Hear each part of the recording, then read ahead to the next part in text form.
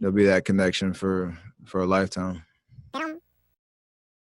What's going on, guys? ダンカマヨシです。というわけでこの度ね、ステファン・カリーのウォリアーズとケビン・デュラントのネッツが対戦するということで、この2チームはもう開幕戦で1回当たっとったよね。この時はウォリアーズがもうネッツにボコボコにされたんやけど、でもこの時のネッツと今のネッツはかなり違ってきとるよね。何よりも一番大きいことはハーデンがトレードで入ってきて、その代わりとして何人か選手も去っていったよね。そしてウォリアーズとしてもあの時はなんかちょっといまいちやったけど、最近はね、調子も取り戻してきており、現在2連勝中やね。何よりステファン・カリーの調子がいいと。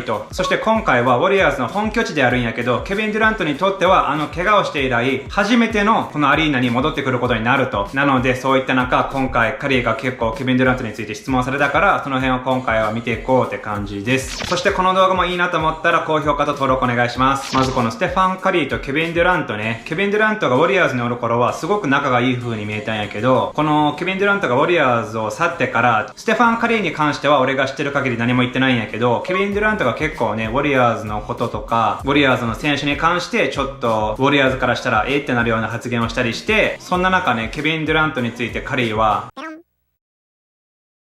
2 championships, for unfortunate ending with injuries and not getting it done in the 19 finals, but it was, some of the best basketball that I think the world has ever seen. And, the ability to put that much talent and experience together and make it work. There was no guarantee that it was gonna work, and we figured it out, and it was an amazing run, and one that when it's all said and done, we'll remember the heights that we accomplished and achieved, and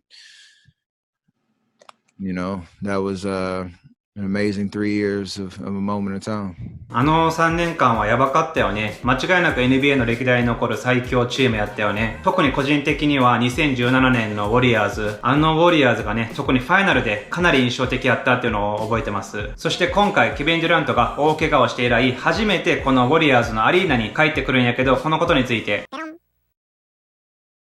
mean, honestly, it's gonna be, I don't know how, don't get me wrong when I say how special it'll be, because it's not at Oracle and there are no fans. So it's kind of weird, like just that whole vibe. And, I know we got a tribute video, which he obviously deserves, and hopefully will be some, a moment that he'll appreciate. But outside of that, it is kind of weird. I mean, to be honest, in terms of all the things that have changed, since 18, 19. So, I'm sure you ask him how he'll feel, and he'll probably say it's another game, and that's kind of how it'll end up being once the ball drops on Saturday. 確かにね、ケビン・デュラントがこうなんか感傷に浸ってるみたいな場面は想像つかんもんね。でもちゃんとトリビュートのビデオは準備してくれると。このトリビュートのビデオっていうのはおそらくこのケビン・デュラントがウォリアーズ時代に活躍したハイライトをまとめて多分試合前に流すんやろうね。そして状況が変わりまくっていると。まず一つはアリーナがオラクルアリーナっていう名前からチェイスアリーナっていう、そのチェイスっていうのはアメリカのすごく大きな銀行なんやけど、そこの名前も変わっていると。そしてもちろんファンがいない。だからそういった意味で久しぶりに帰ってきたっていう感じよりかはなんかこう変な感じになるかもしれんよね。そしてカリーにとってのケビン・デュラントとの一番の思い出は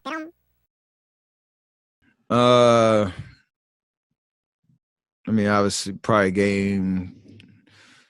the game 3 shot in 17.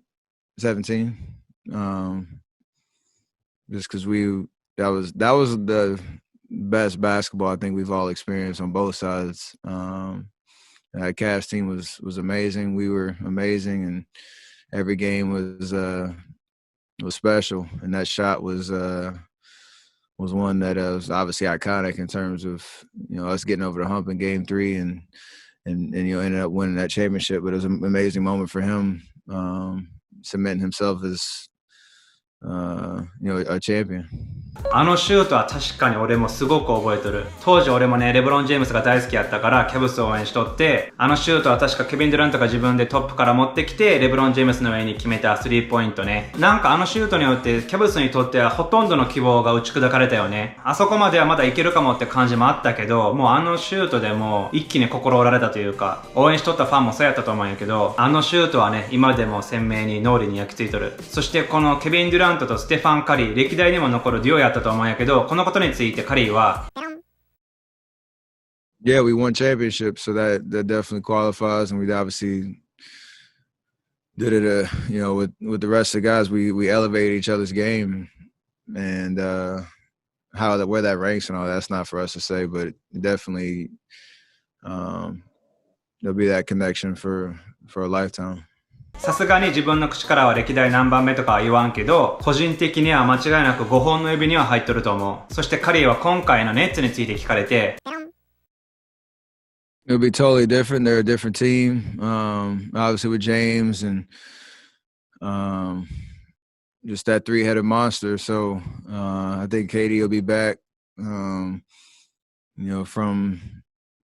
the health and safety protocols and all that, and they're still figuring themselves out in terms of how they're going to coexist and play. And obviously when you have three guys like that, when they all click, you've seen it.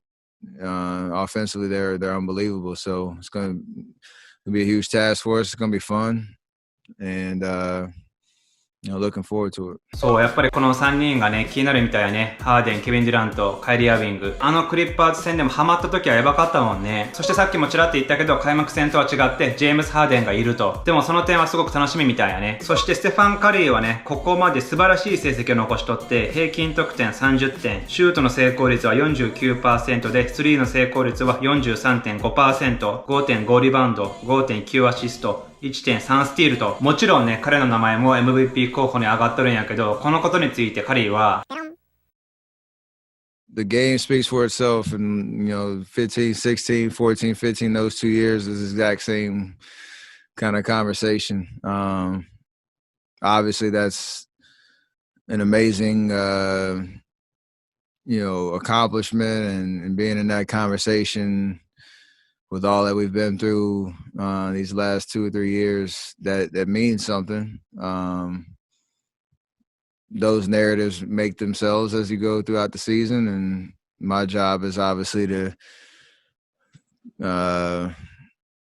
just be at the level that I expect to be, and usually that means you're at the top at the end of the season. So I really try not to get distracted by that, because it kind of taints the moment. And really right now, if I'm doing my job, then I'll be there at the end of the season, and that'll take care of itself. あんまり考えないようにしてると。っていうのはね、やっぱりそういったことを意識し始めると、チームの勝利よりも無意識に個人のスタッツにね、動いてしまう可能性があるから、それにしてもね、過去に彼が MVP を取ったシーズンと比べても、遜色ないくらい素晴らしいシーズンを今のところ送ってると。そして個人のスタッツとしては申し分ないんやけど、チームの勝率について。It always has, and it always will. And like I said, those narratives, you could always make judgments based on what you value and what you see, and numbers and wins and losses and the eye test and all that type of stuff.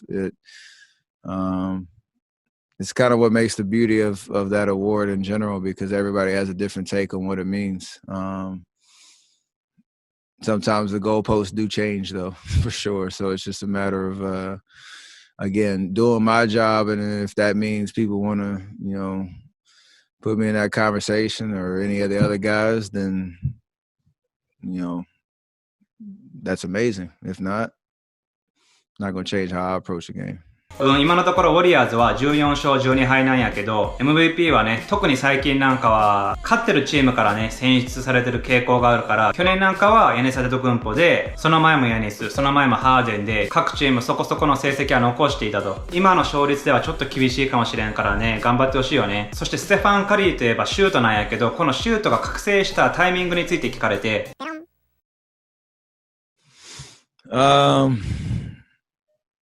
I mean, 9 probably, but it's like the idea of like you have an imagination, creativity of what you feel like is possible, but that continues to evolve at every level that you get to, and the more work that you put in. And probably when I was 24, it was like the time you start to really think, okay, this could be something at the highest level. So, you work on your craft, year after year after year after year. You continue to get better. Your confidence grows.